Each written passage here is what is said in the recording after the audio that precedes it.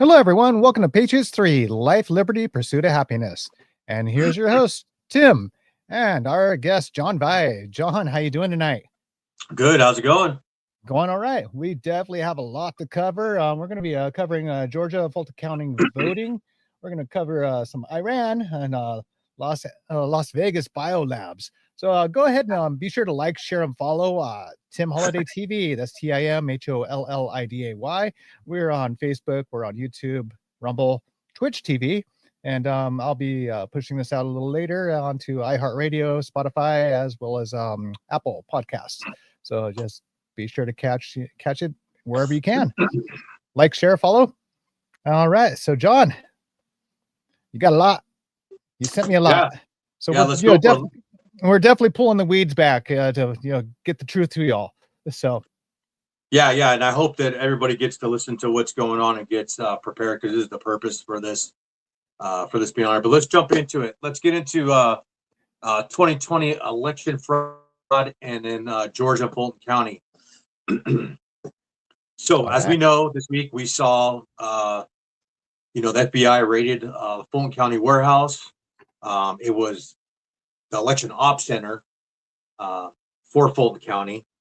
They raided it under its sealed warrant, so nobody really knew what was going on. I don't even think Tulsi Gabbard knew. But they raided there, and I think you got some video there to show a little bit. Yeah, let me bring that up. Fox News is learning FBI agents are on site at a Fulton County election office in Georgia, where they are conducting a search. David Spunt's got more details for us on this. David? Hi, Sandra. This is a satellite office for the Fulton County Elections Office. The FBI Atlanta press office confirming this, not giving many details, saying that the FBI is executing a court-authorized law enforcement action. No other details at this time, but we do know via sources a judge signed off on this warrant, allowing these agents, as you see them, enter this building to take items from the inside. Now, we're told that this is a sealed matter before the court, meaning details are now limited. Now, agents are looking at documents, phones, computers. We are told via multiple sources this is related to the 2020 presidential election. Now, we don't know specifically what agents are taking to the FBI lab, items that may eventually become part of a federal case. You may remember President Trump was charged in Fulton County with trying to overturn the 2020 election results. That's Brad Raffensperger right there. He is the Secretary of State of Georgia. That is the Fulton County District Attorney, Fani Willis. Now, Raffensperger spoke to President Trump back in early 2021, and Trump said that he wanted to find some 11,000 votes to help win the election. Raffensperger said that he felt pressure from Trump. Willis then took Donald Trump to trial. That didn't happen.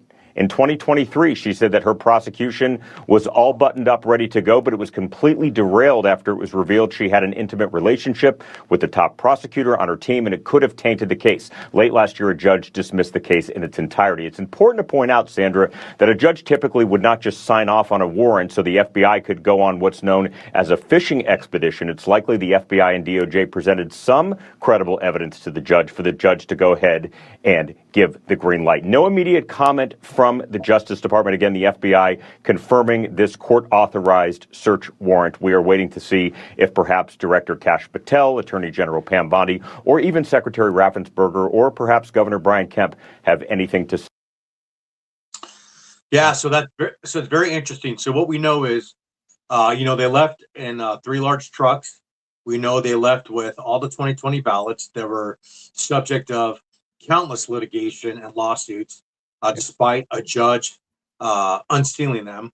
And so since the 2020 election, there's been all these lawsuits. So they've had to keep all these things. Yeah.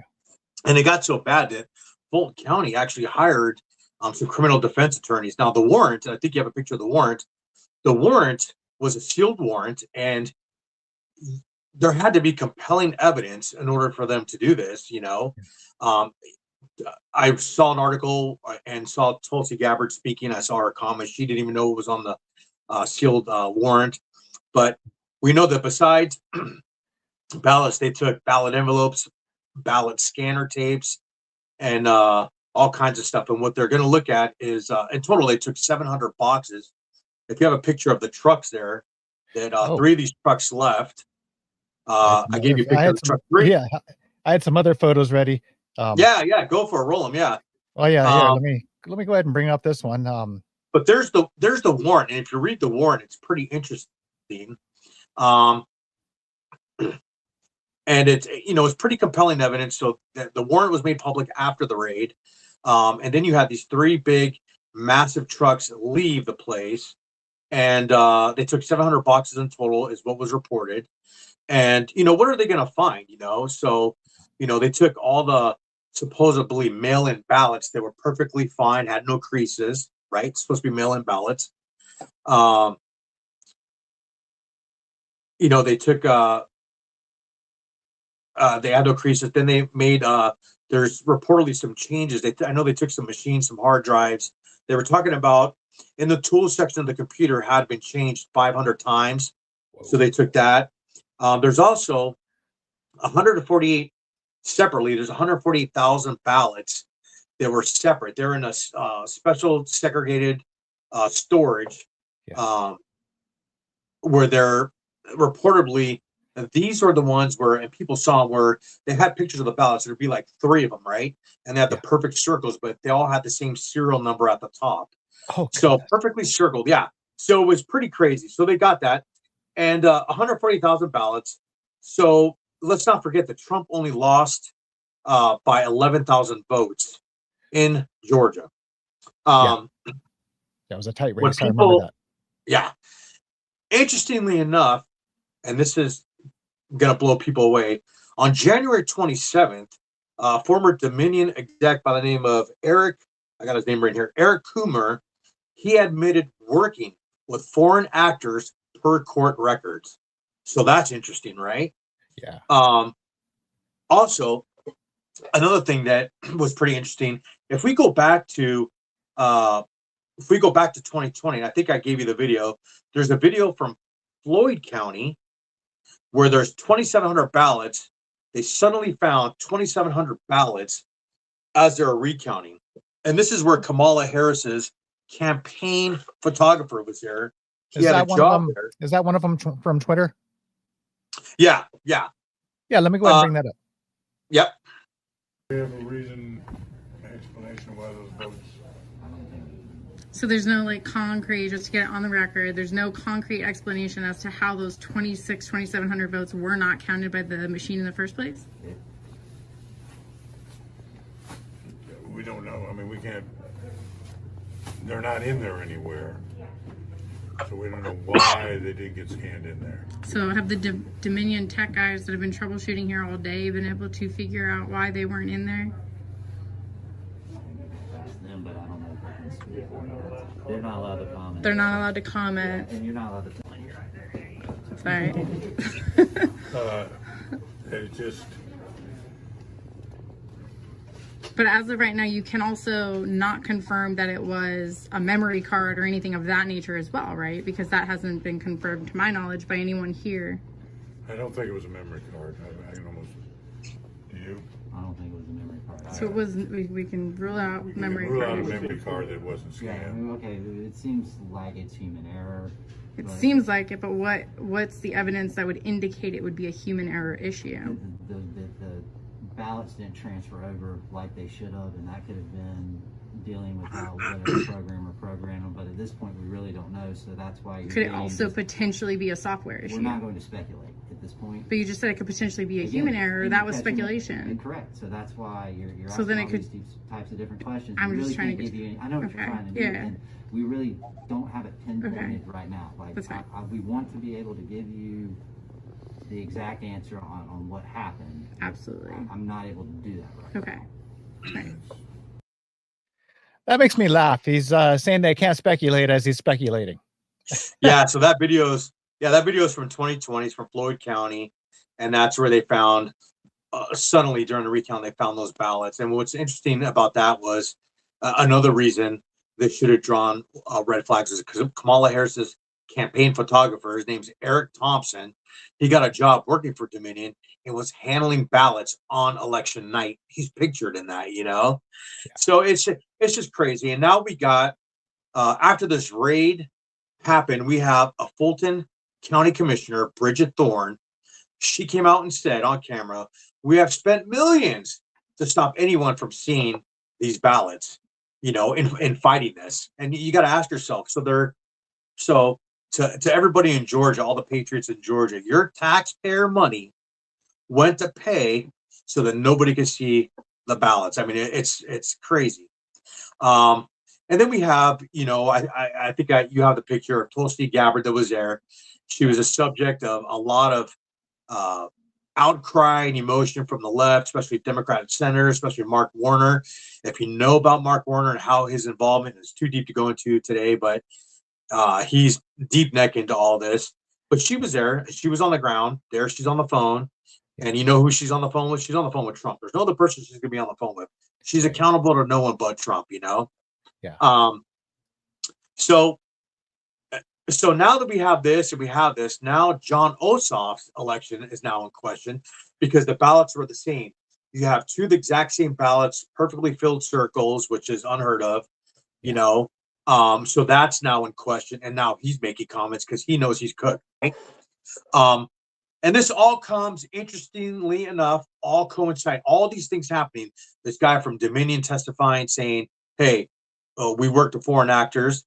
The Maduro raid. Now, how that fits into Venezuela and Maduro. As we talked about on the last two podcasts, this is where a lot of this Dominion and Smartmatic machines and the developer was down in Venezuela, right? Right. And they were talking about how they would do this. If you go back to Sidney Powell and Tom Fitton and all those guys in 2020, what were they talking about? They were talking about a hammer and scorecard. This is what they were talking about, right? Yeah. So people could go back and look up hammer and scorecard. And Lieutenant General McInerney and Sidney Powell, they talked about this 5 years ago also. In fact, General McInerney said, hey, this is hammer scorecard. And I remember, and there's a video out there from Fox News. I remember they were saying, well, how do you know? He goes, because I was part of it. We, the United States, have overthrown other governments using hammer and scorecard. They're doing it on us. This is exactly what this is. Colonel Tata said the same thing. Colonel Tony Schaefer said the same thing. All these guys, all these military guys, they knew exactly what was going on, right? General Flynn knew what was going on. So if you go back and you look at Sidney Powell, Tom Fitton, McInerney, General Flynn, all these guys, they had it right 5 years ago. Yeah. So it took us 5 years for it to start crumbling, right? Yeah. And like I said, they use it in other countries. I don't know what countries, but it'd be pretty interesting to find out what countries, right? Right. And this all of this is not by coincidence. What do you see Trump doing right now? You see him doing the SAVE Act. What is the SAVE Act? It's voter ID. Elon Musk. Elon Musk and all these guys are constantly on Twitter telling senators do the SAVE Act. You see all these different. Now you got Nicki Minaj. You got all these people talking about the SAVE Act. So that's voter ID, right? Yeah. And you know who's going to try to. Who's going to try to go against it is California. Of course. There's a big to do about that. There's a reason why I left that state. There's a reason why I left that state. Same here. Same. And then you got the Georgia raid. Well, what does that involve? That involves machines, right? It involves Trump's always been against machines. He's always talked about paper ballots only. He's always referenced if France or Iraq can have an election with this many people and know the results in one day, how is it that we can't and we're using machines, Right. So and then you have also what's going on with the ICE immigration raids and the Democratic lawmakers against the voting centers, right? So you have, if you take out what's going on with ICE, right? Yeah. It's a layered effect, right? Yeah. So you're getting rid of ineligible voters, illegal aliens that are voting illegally in our elections, right? Right. And then you have Democratic lawmakers saying, I think it was Pennsylvania, New York, and California. They're already making legislation. And I think here in Washington and Seattle, they're saying, hey, they're going to make ordinances and laws that ICE cannot be near voting booths or voting areas. Why is that? I mean, they Why make is it that? so darn They're- easy for anybody to register to vote in the state of California because it's right there when you get a driver's license, which they made legal for non-residents to get a driver's license in the state of California. Do you want to register to vote? All you got to do is check a box. They just came out and admitted that's what they're It's- doing by saying that. It's Like- that easy. It's Like say it out loud, and then you Right. got to look at what you got to look at what Sean Duffy's doing with taking away the CDLs from all these illegal commercial drivers, long haulers, truck drivers and stuff like that. Yeah. If they have no license, they can't do this, they can't vote, So Right. I mean, what does that mean down the line? I'm almost thinking, and I don't know this for a fact, but I'm almost thinking Trump might make an executive order, paper ballots only. I think that they're doing this. And he's said the last 3 days, he said it today. If you guys watch this press conference today in the Oval Office, he says, you're going to find a lot out about 2020 in Georgia. I think what he's going to do is going to say, hey, there was foreign interference.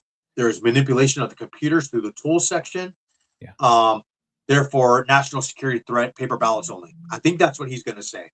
Well, a lot of my friends know that I've been saying, bring back the hand count again, bring back some seasonal jobs. And, it's seasonal, but at least it's a little something. It's good for those that are retired, to be poll watchers and, hand counting the ballots, not these machine fed things that can miscount or, be manipulated to do as such. And as a computer technician, I know anything that's hooked to a network can be hacked. Yeah, and here's another thing for all the patriots and people that are leaving Washington or leaving California or leaving maybe Colorado or some blue state to go to a red state because of what's going on. Here's the thing. Do we really think that these people were duly elected? Like John Ossoff, do we really think that he was duly elected? Do we think that in California, born and raised in Southern California, yeah, anything from Los Angeles south down to San Diego is red. All of Orange County is red. right. And remember that year where everything just turned blue all of a sudden? Do we really think that was genuine? So once they find the fraud in this, you're going to see things flip back around to red. And, same with Washington, here in Washington, we're going to find out that some of these legislators were not duly elected, right? And therefore, all these things come into question, all these laws. Let's think about it. If they say Joe Biden really didn't win, let's say Georgia flips, right? Yeah. 5 years later, Georgia really flipped. And the next operations in Michigan flipped. So then did Biden really win? Therefore, all these things that they put into law, all these things he signed, they're not valid because he wasn't valid, right? Right. So it's going to be interesting to see how it works. I think that's why Trump's also doing the auto pen thing. Yeah. Say he's not really the duly elected president. We got the facts right here, Yeah. And so it's going to be interesting to see what happens and how it works out. But if you're reading between the lines, all the things I said, the ICE raids, taking away the CDLs from truck drivers, no machines, the Georgia raid, all this stuff, it's all related. Read between the lines. So it could be good for. It was about 3 or 4 years ago. I saw this little documentary called Hijacking Democracy, and it actually showed how, inside the compact flash instead of the SD card, the technology's changed since then. And I think this took place during the George Bush Jr. era. And George Bush Jr., I don't think should have been elected. And we saw the miscount there in Florida when his brother Jeb Bush, had that big miscount in Florida. So yeah, if you can catch that, I'm not trying to promote anything, but I think it might be on. And I quit Amazon about 3 or 4 years ago, but I think it's on Amazon. Yeah, Hijacking Democracy, I believe is what it's called. So it's a very good documentary that shows a lot of what's going on with the electronic machines and how terrible it is, and it's just a manipulation of just what's pulled into the into these flash drives. The compact flash is what was used back then, and now it's an SD card or a flash drive. Yeah. Okay, we'll get into two more important topics. The next thing, and this is a very, very important topic. The next one, the biolab that was found in Vegas on Sunday. So I think you got a clip of that. Video clip. Yeah. All right. Just a little over a week ago, LVMPD received limited information indicating that laboratory equipment and potentially hazardous materials were being stored at a residence in the northeast part of our town. As our investigation progressed, we determined that the home was owned by the same individual connected to a prior illegal biolab investigation in Reedley, California that occurred in 2023. The nature of that earlier investigation raised significant concern for what we might encounter in this new case. In Reedley, investigators reportedly discovered an illegal biolab containing materials possibly associated with a range of infectious diseases, including hepatitis, COVID, HIV, malaria, and other potentially dangerous pathogens.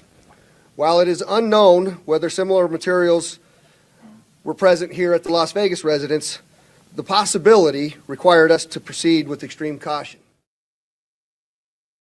Wow. Yeah. So, hey, I told you guys, right? I told you guys. Most of you know I've been doing this China thing for 9 years, and you see the map in back of me. I posted this map on Twitter. I posted all over social media. I actually got some. I was had a conversation with Frank Gaffney, if you guys know who he is, and just talking to a lot of these guys. And here's the thing, man. You guys need to prepare for what possibly could come. And let me get into this. So you found that's the biolab that was found in Vegas. Obviously, FBI and the sheriff's department raided it. Obviously, it was in Northeast Vegas. The residence was under surveillance from the 31st. They did the raid on the 2nd. We know that it was operated by two Chinese nationals. And like I said, one was connected to the Reedley, California one, which that biolab was by Travis Air Force. I think Travis Air Force Base or one of the bases, right? Yeah. So in this raid, there was 20 infectious agents found, like he said, HIV, malaria, tuberculosis, and they collected 1,000 samples seized from fridges. Okay. Wow. This company that operated here was a company called Prestige Biotech Incorporated. And it's very important that you guys listen. It was a subject of a House Select Committee on the CCP on November 15th. Okay. Yeah. They released a report that PBI, Prestige Biotech Incorporated, and Jesse Zhu, who was in control of that company, were tied to the PLA and China's military. Oh. Facts. Okay. Zhu was arrested and the DOJ charged him. I think you have that charging affidavit I sent you, or a picture of that, his arrest, the announcement of his arrest. That's from the raid, some of the stuff they're doing. Okay. That's more of that. And then, that's the vials they found. Wow. Just malaria hanging out in vials. Yep. Wow. Oh, a little too soon for that one. Yeah, you have to charge you. But anyways, so PBI and UMI, which stands for Universal Meditech Incorporated, which is now bankrupt. It was another company that he was in charge with, Jesse Zhu.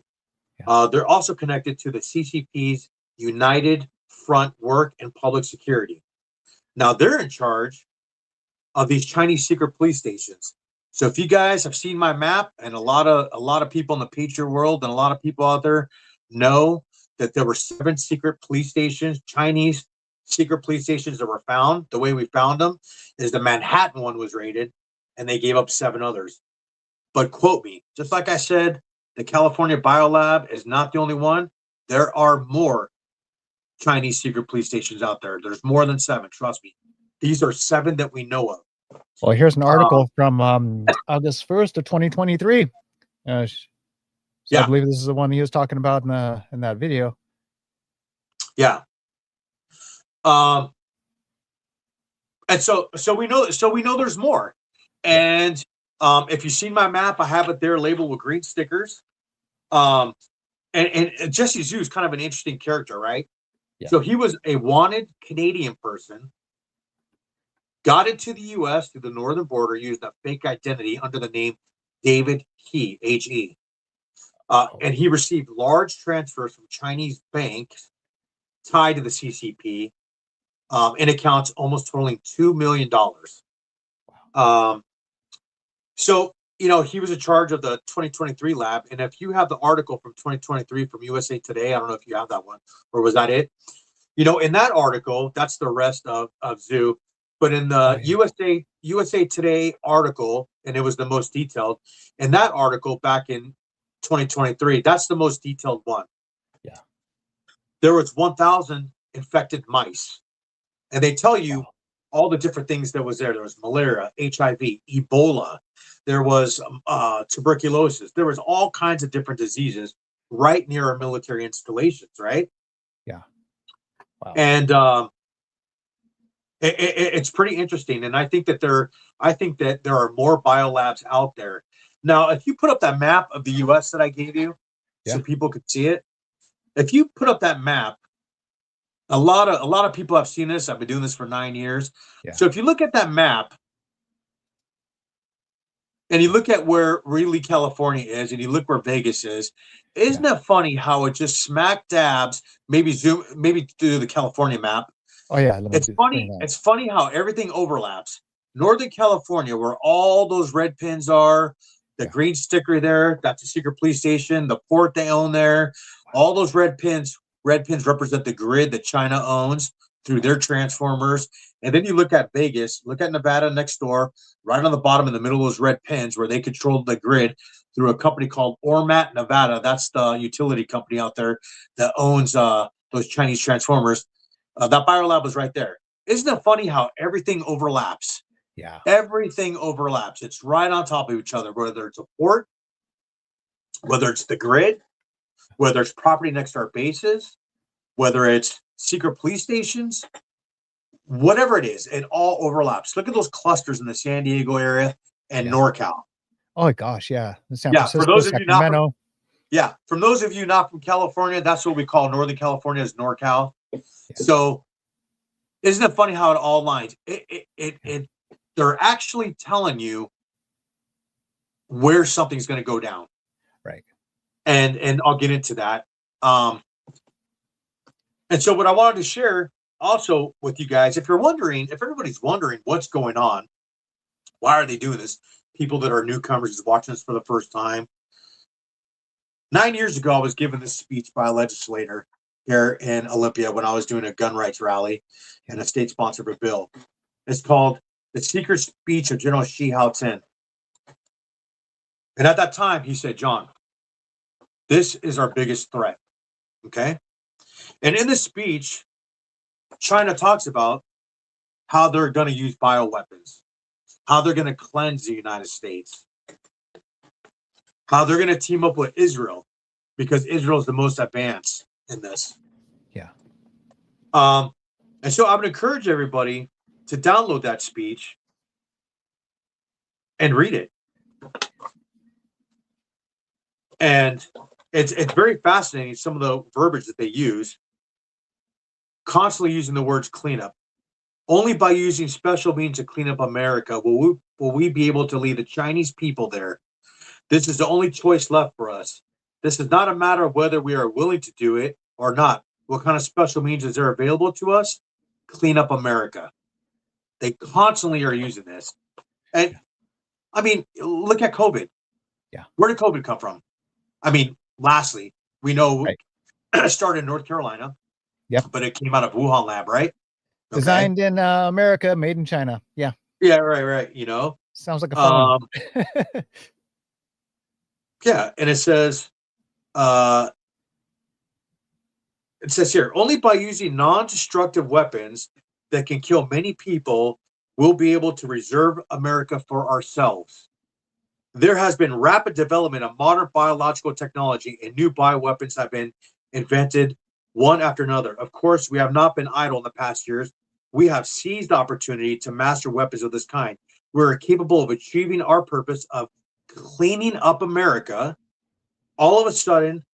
And then it says they go into all this stuff, how they can basically manipulate, and this is widely publicized, they could basically manipulate diseases genetically. So they would, if they only wanted to target African Americans, it would only target African Americans.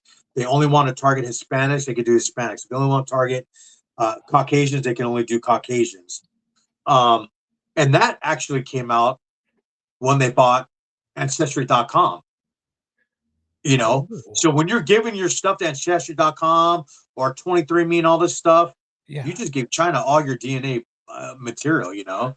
So I encourage everybody to download this speech, The Secret Speech of Jonas Yap. Read it for yourself. That map that I showed you of the U.S. that's there, this is why they're doing that. This is their roadmap. This is their roadmap. They are telling you what they're going to do. Wow. And the reason why, another big reason why they're doing it is because they want Taiwan. And so they say in this speech, to solve the Taiwan issue, we have to solve the American issue. So they have to solve us, in order to do Taiwan, Yeah. So it's very interesting. It's very alarming. If you're in Vegas and malaria breaks out or a tuberculosis epidemic, what does that look like? If you're in Nashville, Tennessee, if you're in Boston, if you're in New York, which New York's probably one of the biggest targets, if you're in Miami or Jacksonville, Florida, if you're in Seattle here, if you're in San Diego, what does that look like? What do all those places have in common? International airports. And not only that, but the bases, that's where bases are. Everything's centered around the bases, Yeah. I'm surprised Fort Worth's not in there too. Come on. Yeah, it's just anybody that knows I've seen my prior podcasts on different people, different things I do, know this. It's just, I think that when 2027 comes, which Xi Jinping is pretty much done consolidating his army, he now controls it 100%. He's been doing purges. I think when he moves on Taiwan is when he'll move on us. What does that look like? Anything from a grid down to a virus outbreak to who knows? But here's the thing, guys. Do we really think there was only 2 biolabs? There's more out there. Just like there's more secret police stations. And on the last podcast, we talked about those SIM card farms found in New York, 100,000 SIM cards with 300 SIM servers. They were capable of taking down the whole cell network in the tri-state area. And then the 200,000 found in New York. Hey, guys, do we really think those are the only SIM card farms? No, they're not. I guarantee they're not. Right. Mark this day. I'm saying those aren't the only SIM card farms. There's going to be one in California. There's probably going to be one in Florida, probably one in my state, Washington, and maybe Texas near Galveston, Houston, and that port, because there's a lot of activity near that port. But guys, on that note, and on the next note, when we talk about Iran, it's very important that we talk about comms, And so for all you people that,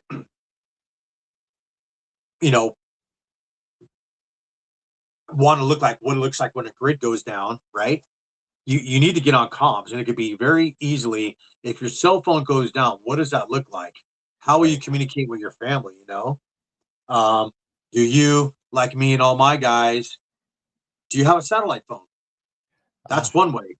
Yeah. So redundancy, right? Your phone goes down, your power goes out, you have apps for a while your router's still working, but your phone dies. Now you have no comms, right? So how do you communicate? Do you have a satellite phone like me and my guys? Right. Do you have a GMRS radio? Right? Do you have a ham radio? Do you have a ham radio? Can you do DMR? Right. Can you do Meshtastic? Do you have a simple Here's Garmin? A small simple one. This is a FRS, a family family radio service. Here's a little texting. This is my daughter's, a little texting application, a little Garmin deal. Redundancy, 5 ways to do the same thing. In the other room, I have a handheld CB radio, a citizen band radio. No license necessary. And a no comms plan, right? So my wife and I and my family know everybody meets at my house. Yeah. No one leaves till we go. My guys know there's certain locations that we meet at. One would be my house. The other ones are our bug out spot. It's a farm property where we go and meet up, and the guys statewide, they all have their bug out areas. So, having a no comms plan too is great. But and make sure those batteries are charged. Yeah, it was about a Yeah. month and a half ago. I got out my handheld CB because those batteries were done. They just sat around and died. and I'll end this portion on this two things. Hey, I got a good friend. His name's JJ. He's the founder of Amron. If you ever want to know anything about radio, he's here to help you. Go Google Amron, join Amron. They'll teach you. There's lots of people there that will teach you how to use a radio. And he's not a one horse guy, right? He's not a one trick pony. Yeah. They'll teach you GMRS. They'll teach you JSA call. They'll teach you, FL Digi. They'll teach you whatever interests you. They're there to help you. He's a good guy. I know personally. Just Google Amron, go there and check him out. Otherwise, get on a net. Yeah. Get together with the group. Me and my guys and a bunch of leaders nationwide do a nationwide net every Friday, 6:30 p.m. We start off with JSA call. Will in Missouri leads that. Then we do HF Voice. We have Hamlet or Skip in Montana and Idaho do that part. Then we got GMRS, so it breaks down the local county areas, local neighborhood GMRS. And then we do DMR. DMR at the end of the night, 8 o'clock, we do DMR. So we use all the tools in the tool bag so that if I only know how to use DMR and I don't know how to use anything else, I'm not screwed. I know how to do something else, because we don't know what it's going to look like when the grid goes down or something happens, here. And I just right before we came on, I just saw that our intelligence apparatus is saying that they found 2 drone factories here in the United States. They didn't say what state, but China was building drones here. Wow. That's for Iran. Yeah. Okay. But yeah. So let's jump over to Iran now. Okay. And let's talk about what's going to happen here. So, on the last podcast, I was thinking it was going to be last weekend or the weekend before. Everybody was canceling their flights. Nobody was flying into Israel, into Iran, anywhere. It looked like that was going to happen. Yeah. And I was like, man, I think it's going to happen. I went to training. One of the guys that trains us, he was former 1st Special Forces, and he was like February 14th. And I was like, why do you say that? We call him the cook. I go, why do you say that? He goes, just because that's what I'm hearing. We're going to have, and this is the same guy that told me we're going into Venezuela 3 weeks before we went into Venezuela. Oh, wow. So maybe around February 14th, we know that this morning, you want to put up that picture this morning? Yeah. We shot down one of those drones. That is a Shahed 139. So the Navy shot that down. It was approaching the USS Lincoln and the strike group. It was harassing the ships, and Admiral Bradley Cooper came out and said, hey, man, it's harassing us. We took it out. An hour after that, Iran sent up another drone in the air. This time it stayed pretty far away. And then also this morning, I think we got this picture of the speedboats. Oh, yeah. Also this morning, we had 6 IRGC gunboats with 50 cals approach an American flagged Danish oil tanker near the Strait of Hormuz. They told the tanker to halt and prepare to be boarded. Well, this tanker didn't listen. It sped up and then met up with the Navy destroyer, which escorted it to where it was going. So they're already trying their tactics and their stuff. I had a guy that was Navy. He spent a year in Bahrain, and he would tell me they would actually go on U.S. flagged ships and train against the IRGC propelling on their ships. And he said, and this is during Obama's term, he was saying, man, our rules of engagement are so stupid. We have to wait till they're like 1,000 feet in front of us or whatever, before we can open up. And I was like, really? I go, well, what about everybody else? He goes, well, there's the Dutch, and whoever. But he says the Dutch are the most ruthless. And I go, why is that? His name's Austin. I go, why is that? He goes, man, the Dutch would just open up on anything, anytime, any distance, just open up on them. So I don't know what the rules of engagement are. Maybe somebody's on here that can answer that, or somebody's family relative. I know Mandy's watching tonight. I know her daughter's out there somewhere. Yeah, leave us a comment. Yeah, definitely. Yeah. But anyways, we're seeing a continuing buildup of forces in the Med, and you got some pictures there. Okay. We got some stuff stacking up there. So we've had 100 C-17A flights into the Med since January 16th. We got deployment of THAAD and Patriot systems, all defenses all throughout the Middle East are allies. You're seeing five C5 super galaxies there that are bringing those in. We see 2 HC-130s into Diego Garcia. In Jordan, we got an F-15s strike group there with their own tankers. So they're in Jordan. And I know that Jordan's come out and said, hey, you can't use our space. I know the Saudis have said it. Qataris have said other people, but we'll see what happens, you know. There's one, I don't know if you got that picture, those other pictures. There's the E-11A BACN, which is the airborne comms.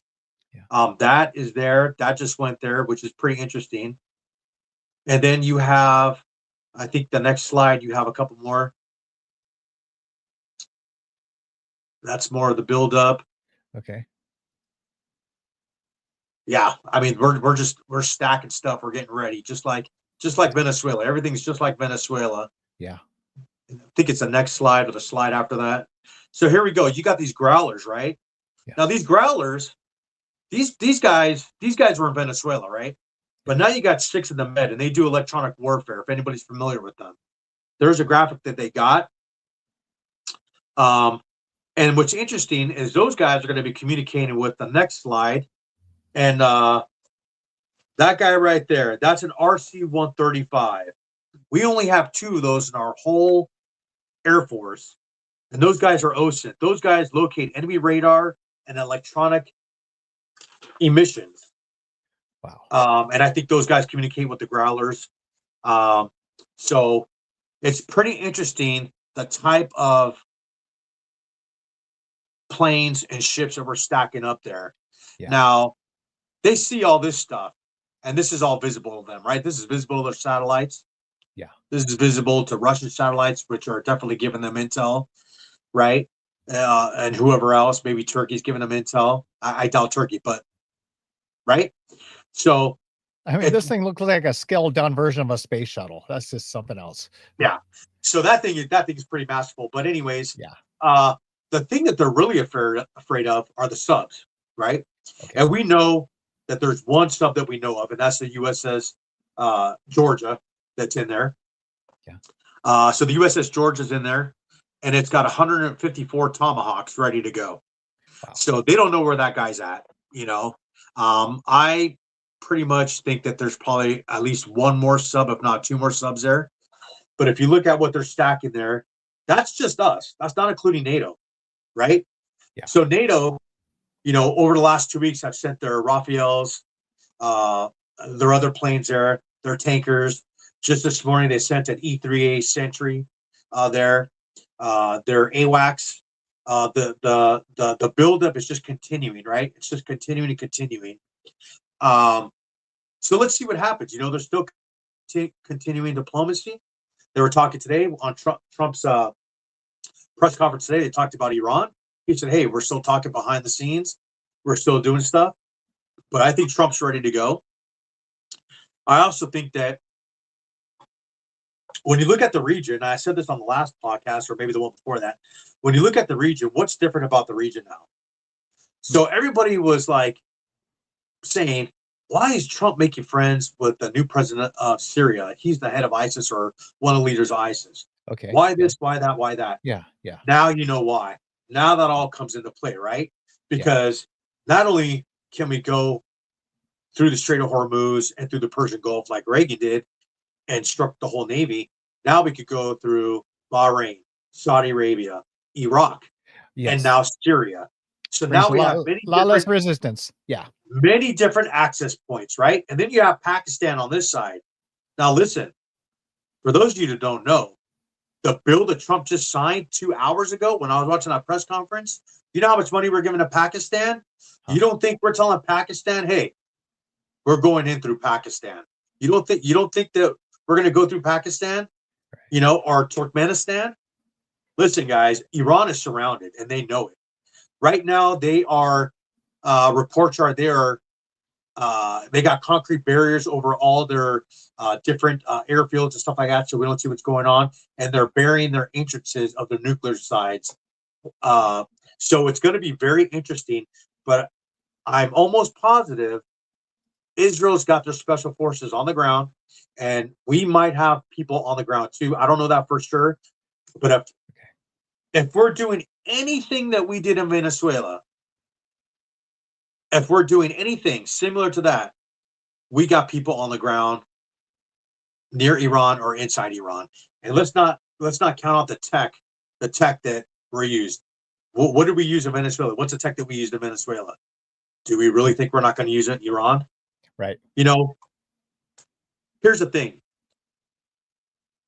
Trump always talks about, I want no losses. I want to do it with, publicly stuff that's coming out through Washington Post, New York Times, whatever media. They're always saying that Trump's skeptical. He doesn't want any losses, all that stuff. If you were to go after Iran and you want minimal loss of life, how would you do it? How would you ensure that your planes, whether they're your AWACS, your Growlers, your F-35s, your F-16s, whatever, how would you ensure that they make it home back? How would you ensure that your ships, because they do have anti-ship missiles that can hit our carriers, right? Right. How would you ensure that doesn't happen? Well, you're going to try to go in as least detected as possible. That's a given. I'd probably launch an EMP. Okay. Yeah. Disable it. Yeah. And you know, you don't, if you're targeting just their military bases, yeah, you know, if you're targeting just certain areas, like an EMP won't work on their nuclear sites because they're way underground. Right. But they will affect and take out their surface to air missiles, their bases, stuff like that, their helicopters. You know, Russia just sent these attack helicopters that are in that desert camouflage. That's been all over the news. So you would knock out the Air Force, you would knock out their helicopters, you would knock out their missiles. They'd be a sitting duck wherever we struck if we did that. Yeah. But that's one way you would ensure. Now, people would say, I don't think they'll do an EMP because you would hurt the people, right? You'd starve the people out. Right. Well, I don't think that their military installations are near big city centers, right? They're not near Tehran. They're not near Mashhad. They're not near, some of these other big cities. They're kind of on the coast, right? Yeah, so they're far enough away from civilian areas. Right, right. So if you're doing EMP, that'd be one thing. Yeah. Now, here's the last thing. On the last podcast, we talked about what does Venezuela and Iran have in common? And that was China. Yep. So we know that this is also about, remember, everything that Trump does is for multiple purposes. We know that China got their oil from two places, or the majority of their oil from two places, Venezuela and China. Yep. So to give you an exact figure, they were importing from Venezuela 394,000 barrels per day. Wow. They're not getting that no more. So they're heavily dependent on Iran now. Okay. So, like I said, there's a multi reason why he's doing this. It's not just because the Ayatollah is, it's a abusive theocracy. It's not because they're killing their protesters. It's not because it's because of those, but it's also because they're uranium enrichment, sponsoring Hezbollah. Sorry, what are some of the other groups? Just all the other terror groups out there, right? You talk about the Shiite militias in Iraq, like in Sadr City, Sadr militia. You're talking about, they sponsor terrorism wherever, right? Hamas. So there's probably 10 reasons why he would want to hit Iran if Iran doesn't negotiate, right? And this could be a stalling tactic like last time. Remember, last time it was all stalling tactic. He still hit Iran.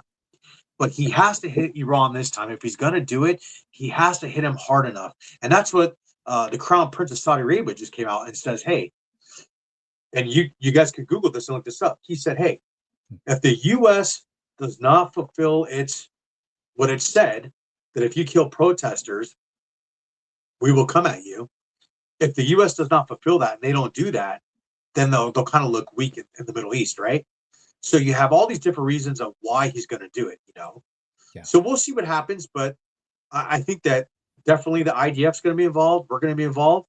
I don't think Europe would be there. I don't think the French would have their Rafales, and the British would have the Mirages and all the other planes that are stacking up from NATO there. I don't think they would be there if they weren't willing to help out. Now, are they going to do a defensive posture like they did last time and protect Israel, shoot down everything out of the sky? Sure, that's possible. Will they go into Iran? Who knows? The U.S. will for sure. I don't know how far in, but I think that it's going to be very interesting. And I think that in the coming days, week, we shall see. I'm looking at my calendar. We shall see. But for sure, China is going to be screwed, because if we somehow get Khomeini to leave Iran and flee to Russia like Assad did in Syria, or we take out Khomeini or take out the IRGC or whatever, make them look weak and give the people strength to rise up and take over that theocracy, I think that China is screwed. And that would be kind of a good thing, because they got no oil, which they can't turn into gas. And now they have no fuel to move their ships, planes, and tanks to invade Taiwan, which means that we will reunify with Taiwan, and 2027 is pushed back, which means we here in the United States have more time to prepare, because they're eventually going to do it. And you see Xi ramping up. So everything's related. If you read between the lines, if you know what's going on, everything's related. They're all connected. So it's going to be interesting. Yes, for sure. Definitely. You had another video to show, didn't you? Yeah, maybe let's bring it up and see what it's about. Sure. Yes, the biolab. Oh, that's Vegas. Wow. Goodness. So after watching this, I would encourage everybody that's watching this tonight, whether you're in a prepper group, whatever kind of group you're in, flag wave, whatever, learn from COVID and stock up on your medical supplies. Yes. Look, me and my guys, a lot of people have seen our classes. We do IV classes. We do all kinds of medical training, right? We got nurses. We got all kinds of EMTs and paramedics in our group statewide. Stock up on medicine. You can get some of the popular ones are like the Chase pack for $300. You get ivermectin, you get Z-Pack, you get amoxicillin. There's also the Wellness Company. There's all kinds of different companies out there that you can stock up on medicine, stock up on this stuff. Yeah. Simple cold medicine, flu medicine. Anything really, IV bags, you can stock up on anything, stock up. So if something like this happens, right. You at least have a chance. Yeah. Become knowledgeable and prepared. Oh. Right. Yeah. Yeah. You at least have a chance. You have a chance to beat it. I stock up on medical supplies. I have all my guys have, we made IV kits. All my guys, we made IV kits, and then I have extra IV bags and stuff like that. Just anything that will help out, And then don't forget, if there's ever a grid down scenario, whether it's through nefarious means or like, let's just say North Carolina, there's no power, a natural disaster. Hey man, there's not going to be no pharmacies. There's not going to be no grocery stores. There's not going to be anything. That's another reason to stock up. Yeah. And I don't trust the solar generators. One blew up on my friend, burned down their complete house and a couple of vehicles next to the house. So I don't trust those solar generators as people tend to. Yeah. Yeah. Pretty interesting, but that's what I got for today. But I would just tell everybody, the two most important things is just keep your eyes on what's going. I find it interesting also that I saw right before we came to podcast, they actually had a nuke sniffer going around NorCal, because isn't the Super Bowl up there? Yep. So they already got the nuke sniffer. It was a helicopter, and it was flying around, and I saw that on Twitter, and then I also saw it somewhere else on I think Fox News or something, but it was going around the Bay Area, just kind of doing some routes for probably like 8 hours. So I'm not sure what's going on, why they would have that up there, but it's very interesting to see that, in this time. So, and it is a Super Bowl, so it'd be a prime target for somebody to attack. Yep. We've all seen Oh gosh, Boston. Wow, there's so many different ones. Boston was the Boston Marathon. And I like to avoid large crowds because of such reasons, because you never know what's going to happen. Yeah, I mean, we've all seen different intel, different podcasts, different people. The thing that comes off top of my mind was the Sean Ryan video with Sarah Adams talking about those 1,000 Muslim extremists that are here inside the United States in operation mode. So something like the Super Bowl is a great opportunity, or maybe a subway leading to that or something, Right. So it's all about keeping your head on a swivel, situational awareness, looking at where you're at, hotel you're staying at, entrances, exits, stuff like that. Yeah. So I think security will be tight, but they don't have to target the Super Bowl per se. They could target a hotel near there, Right. So, but anyways, we're in some interesting times. And another thing, if we do go after Iran and do that to China, as a result, China gets screwed. Look for these hackings. After Venezuela, what happened? We had Verizon go down. We had Amazon go down. So are they going to unleash, just trying to unleash their Sol Typhoon and their Volt Typhoon hacker groups? Didn't Twitter go down as well? Yeah. It was Amazon and Twitter. Is Russia going to, send their hacker group out? So look for those things. Again, calms down, And here's the thing I love about satellite phones is it's by satellite. It's in space. So if there's a grid down here, me and all my guys, we can still talk. Right. We can still talk, Yeah. So it's pretty interesting, Yeah, and as you were saying in one of the previous episodes, they're not super expensive. So yeah, I paid around $500 for this. Okay.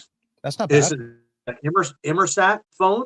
Oh yeah. I paid $500 at the time, and I am not on a plan. What I do is every month I buy a prepaid phone card. I put 200 on mine, 200 on my wife's, and my guys do the same thing. They put whatever they put on their phone once a month, and so we're able to talk.